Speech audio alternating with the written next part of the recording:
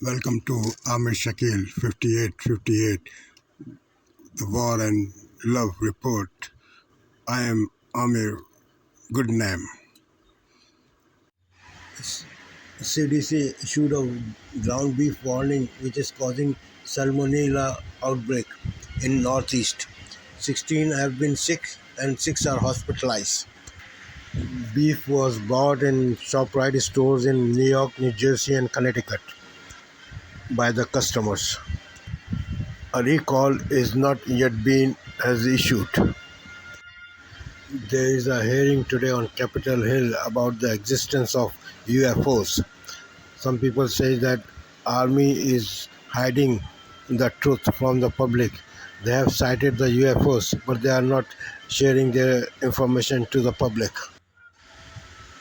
An outspoken singer, Sinead O'Connor, has died at age of 56.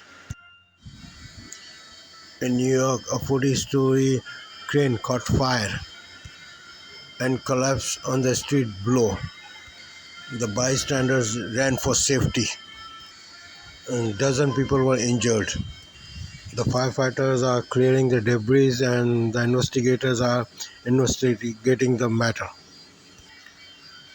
An Ohio police officer who released the dog on a suspect has been fired from the job. The Federal Reserve has increased the interest rates to 22-year high. Over 125 million Americans under the threat of heat wave, rainstorms, floods, tornadoes. Kevin Spacey found not guilty of sexual assault charges by UK court. Now let's hear a report about climate effect by Amy Goodman, democracy.org. This study, published in Nature Communications, finds Atlantic Ocean currents could collapse as soon as 2025 due to climate change, triggering catastrophic conditions around the globe. What's known as the Atlantic Meridional Overturning Circulation carries warm water from the tropics to the North Atlantic and sends colder water south along the ocean floor. The warming Atlantic and sends colder water south along the ocean floor. The warming planet's expected to push this phenomenon over a tipping point as fresh water from melting Arctic ice disrupts and weakens the current. This could set in motion rapid and disastrous changes to the climate, including disrupting rains that feed crops for billions of people across South Asia, Latin America, and West Africa, a drop in temperatures in Northern Europe, higher temperatures in the tropics, and faster sea level rise along the coast of North America and Europe. It also further threatens the Amazon and Antarctic ice sheets. This comes as water temperatures in Florida soar past 100 degrees. Senate Republican leader Mitch McConnell freezes at news conference in Washington, D.C. yesterday.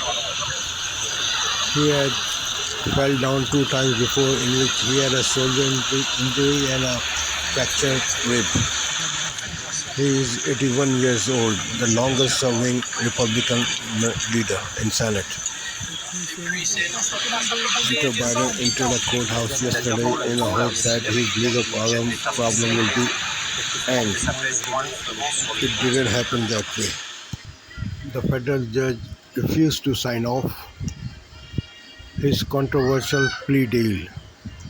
Federal judge, a Trump appointee, said agreement contains atypical provisions and she needed more information.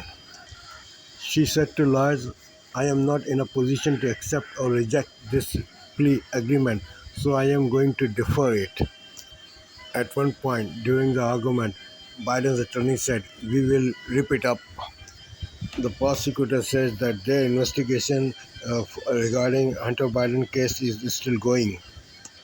This deal absolved Biden of legal issues between 2014 and 2019, and only on drugs, taxes, and firearm charges.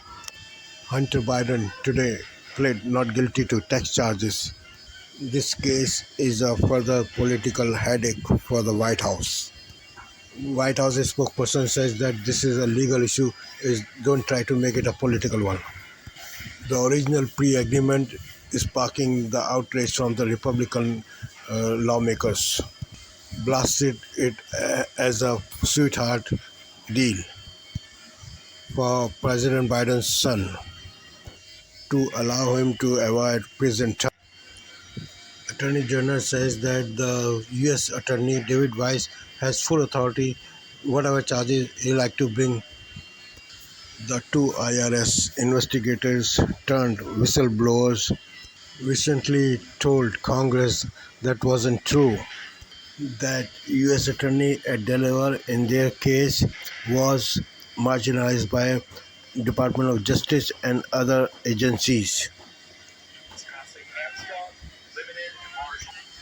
Republican members are investigating 4 business dealings of Mr. Hunter Biden and the role of Mr. Biden, the president.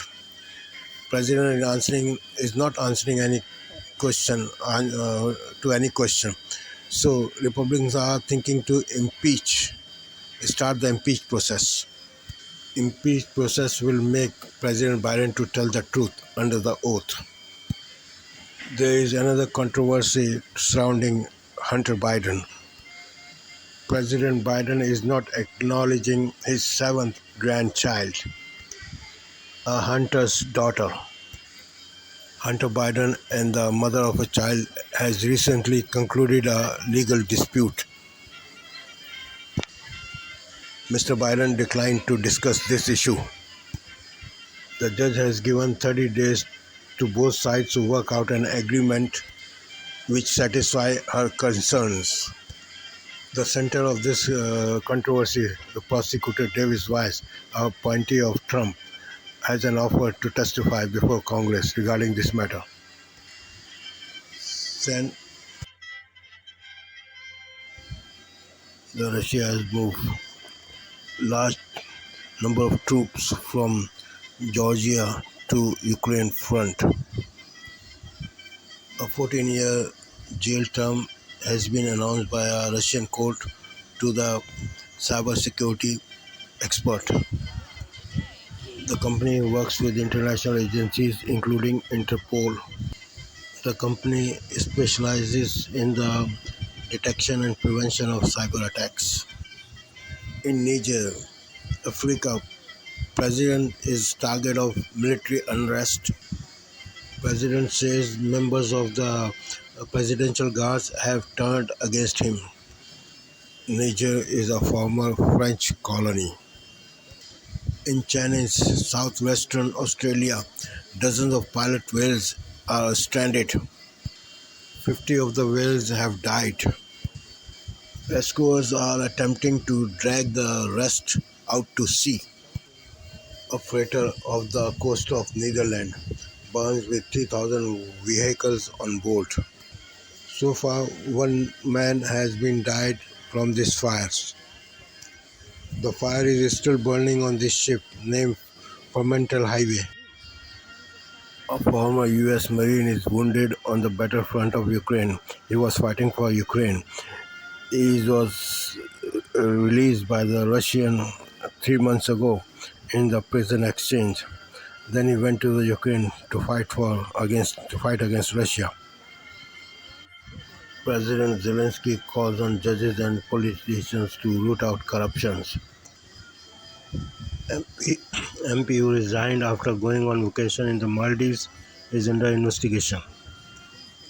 Zelensky says corruption is a betrayal of the principles of the state. He asks government officials to work honestly and diligently for the betterment of the future of Ukraine.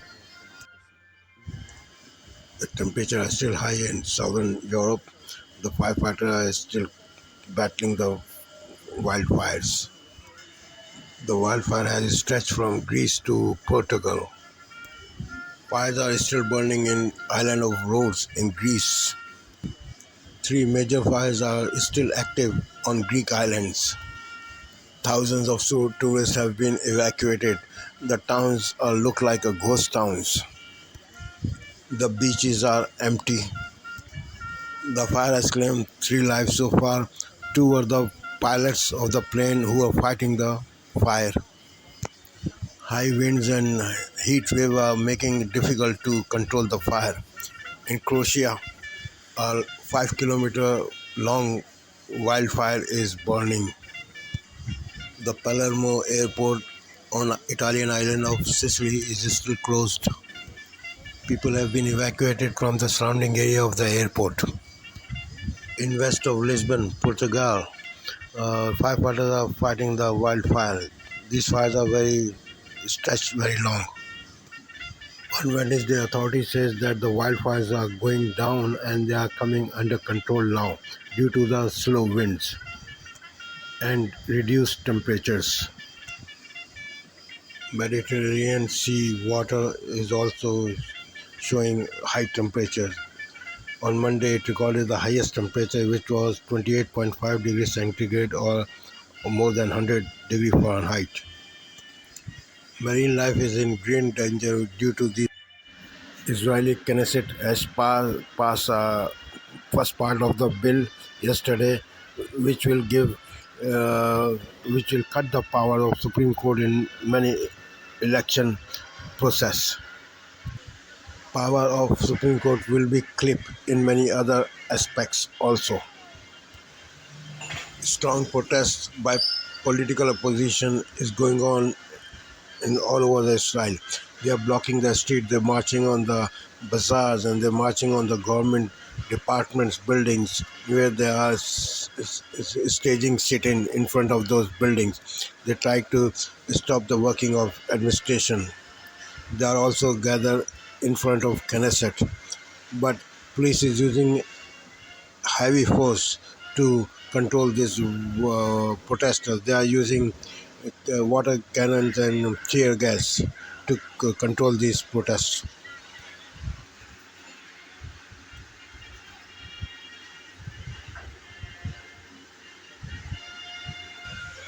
The supporters of these reforms are also gathered in front of buildings confronting the protesters. So far, both groups are peaceful, but anything can happen in both two groups, a fight or something like that, or something which ignite the fight. Opposition says that with these reforms, government can deny the voting rights of citizens. They can limit the presence of media near the polling stations. Opposition says Israel will hold elections, but they will hold elections like Russia. That will be a path to a dictatorship. Supporters of the bill says that the Supreme Court has too much power. They interfere in the matters of government, whereas the government is elected by the people, for the people. Thus they should have more power. They should rein in the Supreme Court to not take any controversial actions or decisions. Supporters of this bill, who are in majority in Knesset, says that this bill will strengthen the democracy in Israel and it will rebalance the government. The supporter says, who has the power to run the government, the Supreme Court or the elected member of parliament, which are elected by the public? Of course, these parliaments have more power because they are elected by the millions of people, and Supreme Court is a bunch of few guys who can make decision about the government. That is wrong. This protest started about 7 months ago, and it is led by a former minister, Abu Barak, who supporters of the bill says that want to overthrow the Mr. Netanyahu's government. Barak has only personal agenda, political agenda. He has no care for the people of Israel or about the Israel future. Protesters are engaging in civil disobedience activities which are encouraged by this Mr. Barak. According to one protester, Supreme Court still has the power to strike down any law which it deems is detrimental to the public or for the government. These legal reforms will change the character of the Supreme Court. Right now, Supreme Court can take the action against any government policy and it can change that government policy. But after reform, Supreme Court cannot do anything if some elected parliament takes some action regarding any matter. That will be under the purview of the parliament or the Knesset. Mr. Netanyahu was in the Knesset yesterday despite the medical condition in which he had a pacemaker just 2 days ago. The opposition says that they will boycott the session of Knesset and they will do their all their power to try to stop this law from passing. According to recent survey, 82% of Israelis support the judicial reform which have been placed by the coalition of Mr. Netanyahu government. Only 12% are against those reforms. So 82% of common public support this legislation. Despite of these surveys, we see hundreds and thousands of people who are marching towards the Jerusalem.